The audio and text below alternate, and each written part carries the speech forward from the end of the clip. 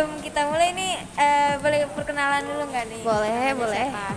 Nama aku Nadia dari kelas S1. Aku juga Raisa dari S1 juga.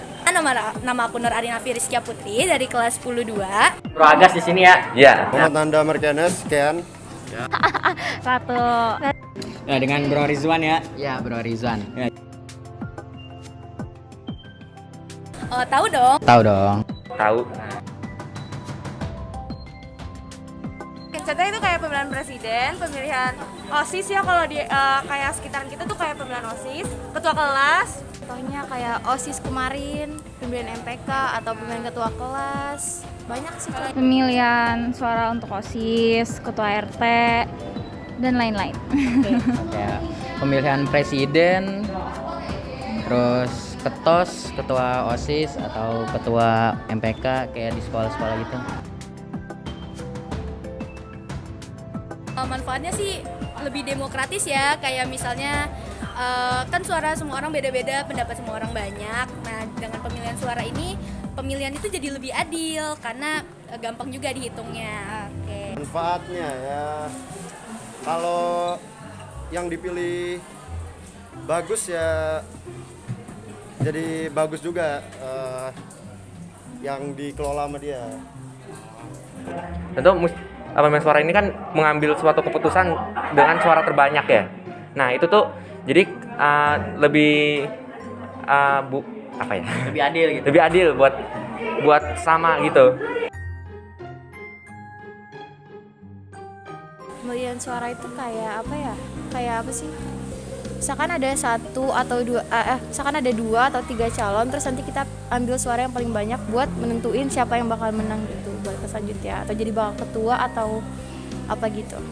Menurut aku pemilihan suara itu salah satu bentuk demokrasi, kayak misalnya buat kita nentuin ketua OSIS, ketua MPK, buat pemilihan presiden, salah satunya pakai pemilihan suara. Pemilihan suara itu kayak kita itu mengumpulkan suara untuk memilih sesuatu secara musyawarah gitu.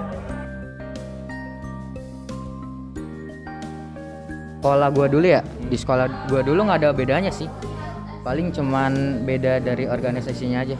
Sama-sama nyoblos gitu caranya. Sama-sama nyoblos. Oh, kalau di SMP dulu pemilihannya itu nggak pakai kotak box gitu loh.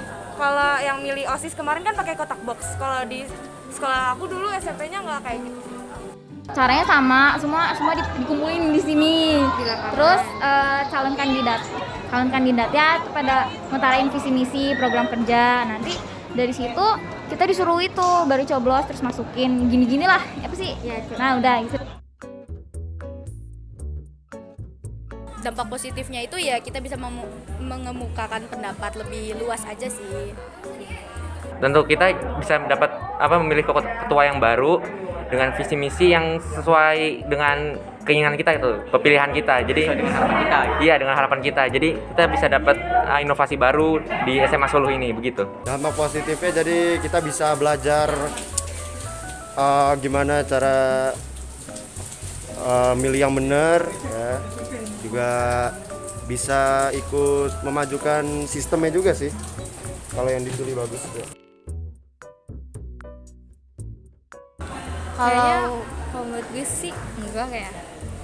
Tapi kalau soalnya dari gue sendiri juga kalau milih cap cip cup gitu. GoFood ya. Karena kandidatnya dede bagus. Iya. Jadi kita bingung gitu loh. Terus juga visi misinya sama Prokora tuh mirip-mirip. Jadi kayak bingung banget. Udah sih karena terbukti ya. Karena Pemira itu banyak yang tahu tentang MPK juga dan akhirnya banyak yang milih kita juga. Jadi menurut kita efektif. Efektif banget. Menurut gua sih udah efektif ya kalau buat pemilihan OSIS gitu di sebuah sekolah gitu.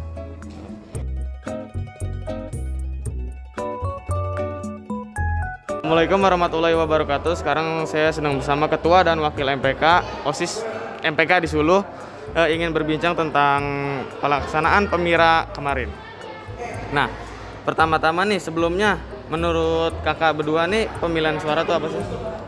Pemilihan suara tuh pemungutan suara. Jadi kita para para calon itu tuh mendapatkan suara dari kalian untuk memilih siapa aja yang kira-kira tuh cocok buat MPK nantinya. Nah, pasti pemilihan ini tuh diadakannya bareng-bareng, jadi seluruh peserta biasanya diharuskan untuk memilih calon yang pilihan mereka masing-masing. Dan pemilihannya tuh harus rahasia dan jujur, dan nggak boleh nggak nyoblos. Nggak boleh golput. Nah kan kakak nih berdua kan udah kepilih ya jadi MPK di Sulu. Nah selama jadi MPK ini visi misinya apa aja Kak? Visinya itu kami ingin menjadikan MPK menjadi lebih baik lagi ke depannya dalam mengevaluasi secara berkala dan mengadakan ruang aspirasi untuk jembatan antara siswa dan sekolah. Dan untuk mewujudkan itu semua, misinya itu kami ada ruang aspirasi dan ada rapat-rapat untuk evaluasi. Nih pas saat pemilihan kemarin tuh rasanya gimana pas menunggu kepilih atau enggaknya? Campur aduk ya? Campur aduk banget, tapi sejujurnya kita kayak ya udah kita serahin semua kepada Allah. Mungkin kayak yang terpilih kayak yang terbaik lah intinya. Nah terus habis itu pas itu juga sempat MPK itu sempat kayak kejar-kejaran, jadi kayak masih bingung nih, gak pasti gitu yang kepilih itu siapa. Cuman kita tahu lah kalau misalnya kepilih berarti yang terbaik, kalau misalnya nggak kepilih ya berarti itu juga yang terbaik buat yang nggak kepilih itu. Misalnya kayak walaupun kita nggak kepilih pasti ada posisi yang dimana kita terbaiknya di situ. nah ya gitu. Nah kompetisi dalam pemilihan kemarin tuh gimana tuh? Sama kakak kedua. Berkompetisi untuk menjadi lebih baik dalam problem solving. Jadi kayak kita berlomba-lomba untuk menciptakan citra sebagai pemimpin gitu, untuk menyelesaikan masalah di berbagai bidang. Ya, terus habis itu kita melakukan promosi di kapanpun dan dimanapun, makanya jangan lupa nomor 1. Menurut kakak yang kemarin itu MPK yang kemarin itu udah efektif belum itu? Apa caranya atau tekniknya MPK yang Pemilihannya? Ya, cara pemilihan. Udah sih, karena terbukti ya, karena Pemira itu banyak yang tahu tentang MPK juga dan akhirnya banyak yang milih kita juga. Jadi menurut kita efektif. Efektif banget. Ya, jadi begitu kawan-kawan, terima kasih semua. Terima kasih Kak udah mau. Kak, sebelum mulai boleh perkenalan dulu nggak namanya siapa? Oke, perkenalkan nama aku Vivi Lerna Hartati sebagai Ketua OSIS periode 2022-2023. Kak Vivi, kalau boleh tahu kakak pasti tahu dong pemilihan suara, ya? Tahu. Menurut kakak pemilihan suara itu apa sih? Pemilihan suara itu pengumpulan suara dari rakyat untuk menentukan siapa pemimpin yang berhak dipilih sesuai dengan visi dan misinya. Nah, ngomongin tentang visi misi, waktu kakak nyalonin visi misinya apa sih kak? Oke, jadi visi aku tuh sebenarnya gini, intinya visi aku tuh untuk mewujudkan OSIS SMA Sulu sebagai organisasi yang terstruktur, transparan, dan juga efisien serta aktif, serta menjadi wadah bagi siswa untuk terus berkreasi, berekspresi, dan juga berinovasi untuk mengembangkan potensi dirinya, sehingga diharapkan siswa dapat menciptakan generasi muda yang cerdas, berkualitas, dan juga ramah lingkungan. Nah kak, waktu kakak masih dalam kompetisi pemilihan ketua OSIS nih, yang kakak rasain apa sih?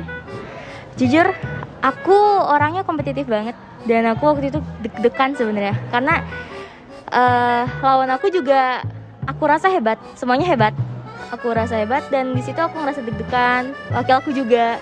Tapi di situ aku ngerasa kita apapun yang terjadi nantinya kita udah melakukan yang terbaik, jadi pasti kita akan menerima secara sportif. Nah kak, yang waktu tahun lalu pasti pernah ngerasain perbedaan pemilihan suara waktu pemilihan OSIS dong berarti. Boleh kasih tahu nggak perbedaannya apa? Sebenarnya perbedaannya itu sangat signifikan, karena yang tahun lalu itu secara online diadakannya lewat Google Form.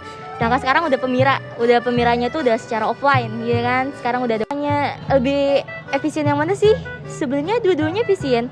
Cuman kalau misalnya ditanya lebih cepat di mana dalam penghitungan suaranya, itu menurut aku lebih di Google Form, karena kan udah langsung ke data kan, banyaknya siapa. Sedangkan kalau di pemilihan kemarin emang lebih transparan, cuman memakan banyak waktu gitu. Jadi menurut kakak yang tahun ini caranya tuh udah efektif belum? Efektif karena transparan. Cuma kekurangannya tadi memakan banyak waktu dalam penghitungan suara gitu. Oke, makasih. Assalamualaikum teman-teman. Sekarang saya sedang bersama Pak Danar ingin berbincang tentang pemilihan ketua OSIS dan MPK di SMA Sulu. Nah, pertama-tama apakah Bapak pernah mengikuti pemilihan suara, Pak? pemilihan suara, ya pernah beberapa kali saya ikut. Nah, pemilihan suaranya apa aja Pak kira-kira itu? Pertama kali saya ikut itu pemilihan gubernur dan wakil gubernur, kemudian pemilihan presiden dan wakilnya, pemilihan wakil rakyat dalam hal ini DPR dan MPR. Kalau di sekolah dulu waktu SMA saya pernah ikut sebagai pemilih untuk calon ketua dan wakil ketua OSIS. Nah, kan Bapak pembina dari OSIS nih. Dari syarat-syarat pemilihan ketua OSIS itu apa aja sih Pak? Syarat ya? Yap. Yang pertama dia itu harus anggota OSIS dari kelas 10 ya. Dari kelas 10 dia udah ikut OSIS, kemudian dia kelas 11 baru boleh mencalonkan. Kemudian dia harus dapat izin dari orang tua. Itu penting. Nah, syaratnya lagi dia harus memilih salah satu agama yang diakui di Indonesia. Jadi setelah dia ikut OSIS, dia harus dapat izin dari orang tuanya. Kemudian dia harus memilih salah satu agama. Dia harus memiliki satu kepercayaan agama. Sekarang kalau kriteria calon ketua OSIS atau MPK itu apa aja Pak di SMA Suluh ini? Yang pertama, ini kriteria ya. Berarti setelah lulus kriteria yang pertama, syarat-syarat yang pertama dia kan ada kriteria. Oke, kriteria yang pertama itu dia harus memiliki jiwa kepemimpinan. Ketua OSIS itu harus punya jiwa kepemimpinan. Dia harus berani berbicara di depan kelas, kemudian di depan umum ya, di depan umum. Kemudian dia harus punya visi misi yang jelas. Dia harus berani menjadi contoh dan harus bisa menjadi contoh buat teman-temannya, buat adik kelasnya dan buat kakak kelasnya. Karena ketua OSIS ini mencerminkan bagaimana peserta didik di SMA Suluh. Jadi kalau ketua OSISnya disiplin, maka itu akan bisa menjadi pelopor buat teman-teman, menjadi pengingat, menjadi contoh buat teman-temannya bahwa menjadi siswa itu memang harus disiplin, bertanggung jawab. Nah, juga jadi ketua OSIS tuh kriterianya dia harus bisa memilih atau bisa memanajemen waktunya. Kapan dia harus buat OSIS, kapan dia mengerjakan tugas-tugasnya. Jadi dia bisa di organisasi, tetapi juga nilai-nilainya tidak menurun. Tugas-tugasnya nggak tertinggal. Memang berat, makanya harus ada wawancara, harus ada dilihat lagi rekam jejaknya, bagaimana nilainya, bagaimana kesehariannya, kemudian dia aktif atau enggak di OSIS. Jadi banyak kriteria untuk jadi ketua OSIS. Nah, sekarang kan lagi masih musim pandemi nih. Nah, perbedaan pemira saat pandemi seperti sekarang sama sebelum pandemi itu apa aja sih Pak? Kalau sebelum pandemi itu mereka bisa berbincang langsung dengan teman-temannya. Mereka bisa menceritakan atau mereka bisa menyampaikan apa yang menjadi ide dia, apa yang jadi gagasan dia secara langsung tanpa melalui media.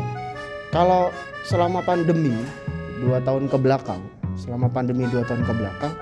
mereka hanya bisa menyampaikan melalui media sosial. Baik itu melalui IG, baik itu melalui WhatsApp, pesan-pesan singkat, ataupun broadcast, kemudian Zoom saat itu. Kalau sekarang ini kan udah bisa mulai tatap muka ya. Pandemi sekarang kan kita sudah mulai berlatih untuk bisa normal lagi gitu, dengan syarat-syarat tertentu, misalkan menggunakan masker, menjaga jarak aman, kemudian cuci tangan. Nah, mereka udah mulai bisa tuh kembali lagi seperti dulu. Cuma bedanya ketika pandemi itu mereka harus pakai media lain. Kalau ketika sebelum pandemi atau sekarang, mereka sudah bisa untuk menyampaikan ide mereka secara langsung ke teman-temannya. Nah, kalau dari pemilihan ya pasti beda. Kalau dulu kita bisa tatap muka, kalau pas pandemi kita pakai Google Form misalnya, itu bisa ketika pemilihan ini ada nama, ada calonnya, kemudian dikasih linknya, mereka milih. Kalau sekarang kan mereka tinggal nyoblos langsung ya. Sekarang dan sebelum pandemi itu mereka bisa ada foto, kemudian mereka tinggal coblos dan dihitung. Jadi ya Pak, terima kasih banget ya Pak, ini udah mau kita wawancara. Dan sampai sini aja ya kawan-kawan. Udah.